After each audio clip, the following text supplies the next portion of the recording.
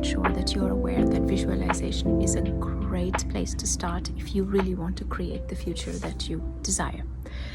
And today I wanted to talk about two very important steps that I think are crucial when you're doing visualization, such that you can get it right.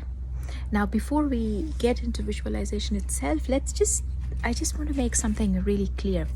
Visualization is not daydreaming. There is a difference. Daydreaming is a great thing, and I do it, and I really encourage everybody to do this because it's a great way to relax the mind and to kind of calm the mind down and to think of nice things to put you in a happy vibrational place, and that's great. Visualization is something very specific.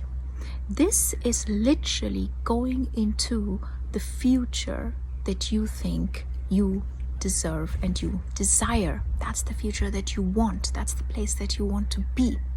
And visualization is just a technique where you completely put yourself into the future. It's kind of like jumping timelines, if you may.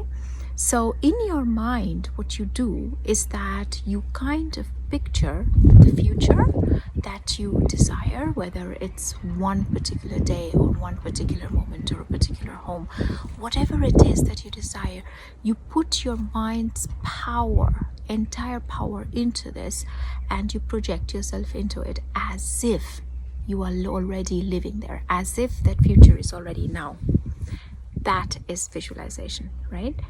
So when we do visualization, there are two very important things to remember. Number one, of course, is that when you visualize whatever future you have in mind, and remember, this is your life, you get to choose it.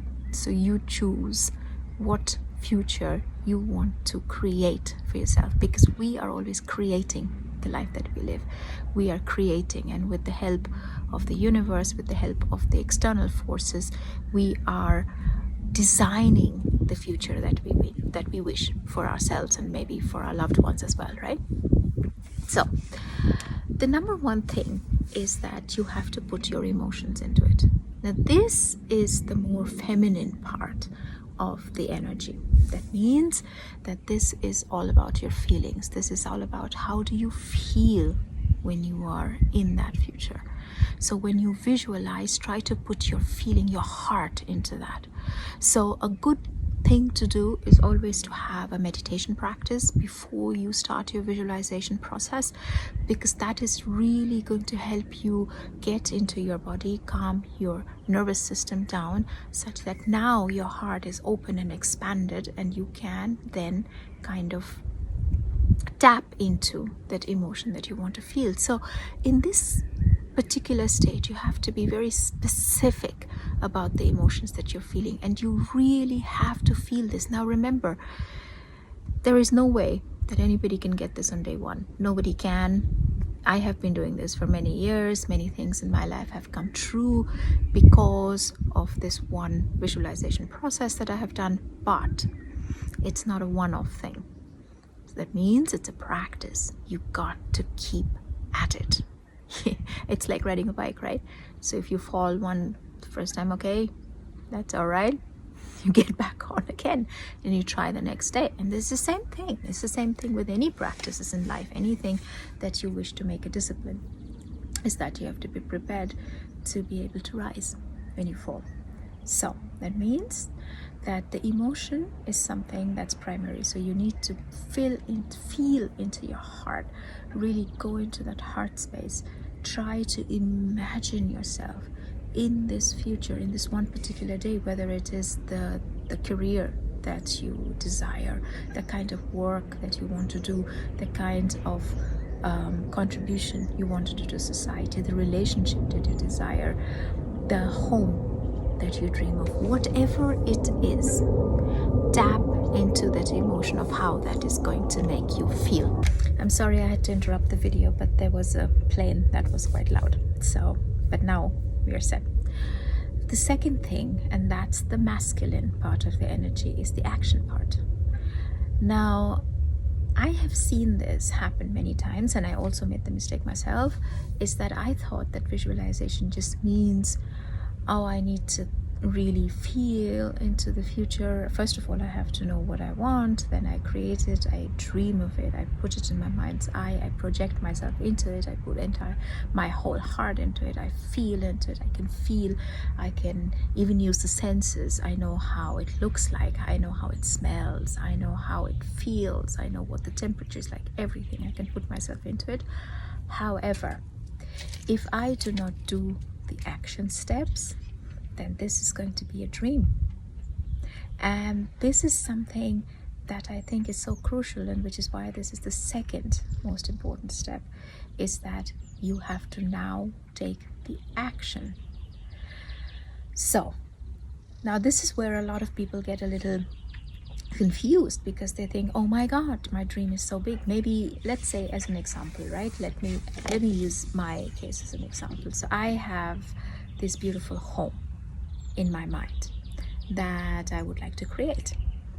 Now, of course, if I'm now today sitting here and I'm thinking of my home and I think of the action steps, and although my emotions are all right, and so that part is already done, and I'm thinking of the action step, I'm thinking, okay, what kind of step can I do to create this home? Of course, this is a very big project, and now I need to break it down into very small pieces, right? So I can start thinking what it is that I can do maybe this year. So I start to reverse engineer. You see how this works. You have the bigger project, you break it down into smaller chunks that are sizable pieces, and now you break them down even further. So now I see, what can I do this year? So all right, so this year, now for this year I take it down into what can I do this in the next couple of months, and then the weeks, and then the day. Now the daily task, it may not be a big step.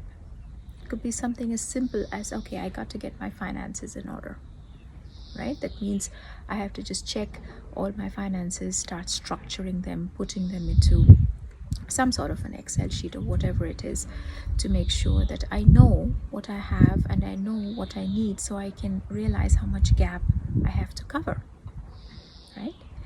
Now there can also be other things that I can do. For example, once I have that, instead, maybe that could be a daily goal, that every single day go and check the finances, and once you have that in order, then maybe go to the next step. Then maybe you can start looking for a land, or looking for a place in let us say in an area that I would like to create my home.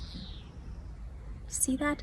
So every single day, the small steps may not seem like a huge deal in order to get you to the ultimate goal, but it's highly necessary, because it's really just building these little steps. So once you know the first step, then you know the second one and the second one, and breaking them down into daily tasks, into weekly tasks, or monthly, and then yearly, is really going to help you create the action that you need in order for your visualization to become a reality, in order for your future to become a reality. So you see, it's not enough if the visualization just means that I sit and I dream of something and I feel into it and I have it in my heart, if I don't take the action steps. And if I only take the action steps and I don't have the emotion and I don't have this feeling in my heart, yeah, maybe I can get something, but I'm not gonna get that what I want, because I haven't projected myself into it. It is, as in everything in life, it's a balance of these two different kinds of energies, both of which are vital in order to create something beautiful. So I hope that this has helped, and if you haven't subscribed to the channel, please hit that subscribe button. That helps me a lot, and we can keep this conversation going. And I'm thinking of posting videos like this that are kind of impromptu, so I don't have a script. I'm just sitting here and talking to you, basically about processes that I am going through right now, such that and my hope is that this is going to help you or anybody who's listening to this. So do hit that subscribe button, and let's keep this conversation going. Talk to you next time. Bye.